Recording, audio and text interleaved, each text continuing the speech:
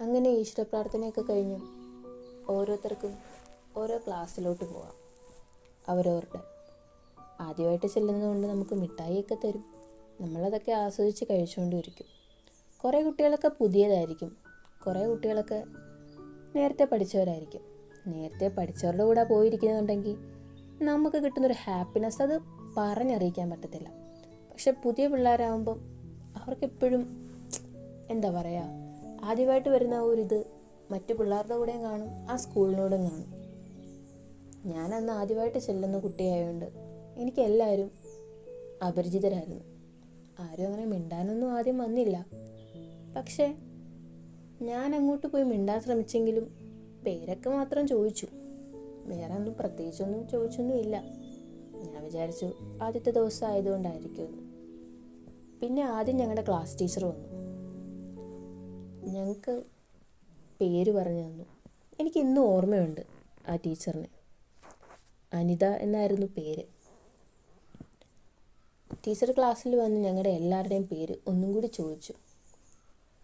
പഴയ കുട്ടികളുടെ പേര് അറിയാമെങ്കിലും ഞങ്ങൾക്ക് പുതിയ കുട്ടികൾക്ക് വേണ്ടി പരിചയപ്പെടുത്താൻ ഒന്നും കൂടെ മിസ് എല്ലാവരുടെ അടുത്തും ചോദ്യം ചോദിച്ചു.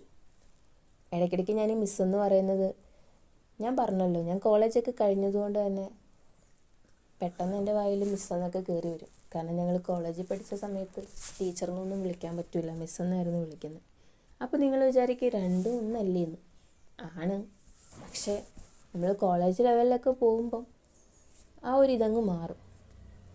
എന്തേലും ആവട്ടെ, ബാക്കി പറയാം. ആദ്യത്തെ ദിവസം ആയതുകൊണ്ട് തന്നെ പ്രത്യേകിച്ച് ഒന്നും നമ്മളെ കൊണ്ട് പഠിപ്പിക്കുകയോ ഒന്നും ചെയ്യത്തില്ല. പക്ഷേ എല്ലാ ക്ലാസ്സിലും കാണുന്ന പോലെ തന്നെ എൻ്റെ ടീച്ചർ ആദ്യം എഴുതിപ്പിച്ചത് ABCD ആയിരുന്നു. ABCD എഴുതി കഴിഞ്ഞു, കാണിച്ചു. മിസ്സിനെ പറ്റി പറഞ്ഞു, മിസ്സിൻ്റെ വീട് എവിടെ, എല്ലാം പറഞ്ഞു. അങ്ങനെ ആ ഒരു മിസ്സിൻ്റെ പീരീഡ് കഴിഞ്ഞു. അടുത്ത ആൾ വന്നു. അടുത്ത ആൾ വന്നപ്പോൾ ഞങ്ങൾ വിചാരിച്ചു എന്തെങ്കിലുമൊക്കെ പറയുമായിരിക്കുമെന്ന്, ഇല്ലെങ്കിൽ ABCD പോലെ എന്തെങ്കിലും എഴുതിപ്പിക്കുമായിരിക്കുമെന്ന്. പക്ഷേ ആ പുള്ളിക്കാരത്തി വന്നിട്ട് ഞങ്ങളെ കൊണ്ടെല്ലാം പാട്ട് പഠിപ്പിച്ചു. അന്നും എനിക്ക് പാടാനൊന്നും അറിയത്തില്ല, എന്നാലും എനിക്കറിയാവുന്ന പോലെ എന്തൊക്കെയോ വരികൾ ആ നിമിഷം വിളിച്ചപ്പോഴത്തേക്കും പോയി പാടാതിരിക്കാൻ പറ്റുമോ? മറ്റു കുട്ടികളുടെ മുമ്പിൽ വെച്ച് നാണം കെടൂലേ. അങ്ങനെ ഞാനും പോയി ഒരു പാട്ടങ്ങ് പാടി. അതായിരുന്നു ഇന്ന് വരെ ഞാനിപ്പോൾ ഓർക്കുന്നു. ആ പാട്ടൊക്കെ ഇന്നൊന്ന് പാടാൻ പറ്റിയിരുന്നെങ്കിലെന്ന്. അടുത്ത വീഡിയോയിലൂടെ വീണ്ടും വരാം.